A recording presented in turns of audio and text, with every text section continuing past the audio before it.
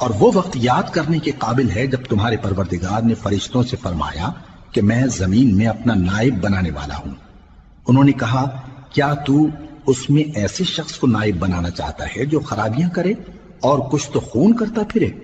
اور ہم تیری تعریف کے ساتھ تسبیح و تقدیس کرتے رہتے ہیں۔ فرمایا میں وہ باتیں جانتا ہوں جو تم نہیں جانتے۔ اور اس نے آدم کو سب چیزوں کے نام سکھائے، پھر ان کو فرشتوں کے سامنے کیا اور فرمایا کہ اگر سچے ہو تو مجھے ان کے نام بتاؤ۔ انہوں نے کہا تو پاک ہے، جتنا علم تو نے ہمیں بخشا ہے اس کے سوا ہمیں کچھ معلوم نہیں، بے شک تو دانا ہے، حکمت والا ہے۔ تب اللہ نے آدم کو حکم دیا کہ آدم تم ان کو ان چیزوں کے نام بتاؤ۔ سو جب انہوں نے ان کو ان کے نام بتائے تو فرشتوں سے فرمایا کیا میں نے تم سے نہیں کہا تھا کہ میں آسمانوں اور زمین کی سب پوشیدہ باتیں جانتا ہوں، اور جو تم ظاہر کرتے ہو اور جو پوشیدہ کرتے ہو سب مجھ کو معلوم ہے۔ اور جب ہم نے فرشتوں کو حکم دیا کہ آدم کے آگے سجدہ کرو تو وہ سب سجدے میں گر پڑے مگر شیطان نے انکار کیا اور غرور میں آ کر کافر بن گیا۔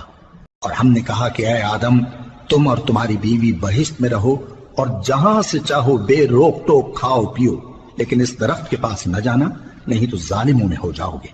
پھر شیطان نے دونوں کو اس درخت کے بارے میں پھسلا دیا اور جس عیش و نشاط میں تھے اس سے ان کو نکلوا دیا۔ تب ہم نے حکم دیا کہ بہشت بری سے چلے جاؤ، تم ایک دوسرے کے دشمن ہو، اور تمہارے لیے زمین میں ایک وقت تک ٹھکانہ اور معاش مقرر کر دیا گیا ہے۔ پھر آدم نے اپنے پروردگار سے کچھ کلمات سیکھے اور معافی مانگی تو اس نے ان کا قصور معاف کر دیا۔